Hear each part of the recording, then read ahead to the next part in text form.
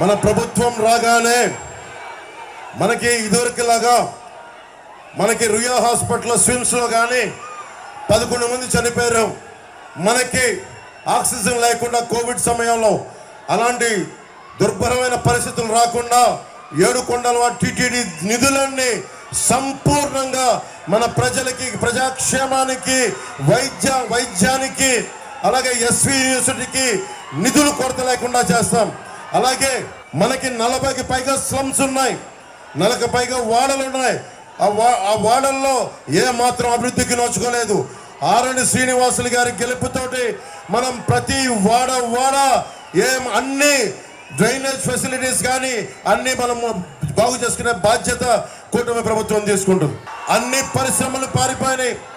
Renigunta electronic manufacturing క్లస్టర్లో Reliance Industries పారిపోయింది. మనకి టాటా గ్రూప్ చెందిన వోల్టాస్ కంపెనీ పారిపోయింది. అమర్ రాజా బ్యాటరీ ఇక్కడ మన తిరుపతికి ప్రతి ఒక్కరికి ఎంతో మందికి ఆశ్రయం ఇచ్చి జీవనోపాధి ఇచ్చిన అమర్ రాజా బ్యాటరీ ఇక్కడి నుంచి వెళ్ళిపోయింది. తిరిగి అమర్ రాజా బ్యాటరీని ఇక్కడికి తీసుకొచ్చి మళ్ళీ తిరిగి ఉపాధి కల్పించే బాధ్యత మనందరం, కూటమి ప్రభుత్వం మనందరి తరఫున తీసుకున్నాం. మీరు ఓటేస్తే వైసీపీకి, కరుణాకర్ రెడ్డికి కానీ వారి అబ్బాయికి కానీ ఓటేస్తే కొడుకు 10%, ప్రతి దాంట్లో ఇల్లు కట్టాలంటే 10%, తండ్రికి 30%, 10-30 రేషియోలో పంచుకుంటా ఉన్నారు.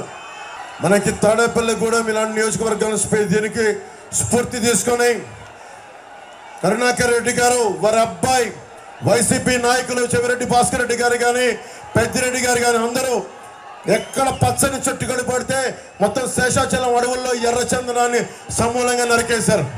టీడీఆర్ బాండ్ల స్కాము 2000 కోట్ల రూపాయలు. ఎక్కడికి వెళ్ళిపోతుంది డబ్బు? ఉపాధి అవకాశాలు రావు, విద్యా అవకాశాలు సరిగ్గా ఉండవు, ఫీజు రీఎంబర్స్మెంట్ ఉండదు.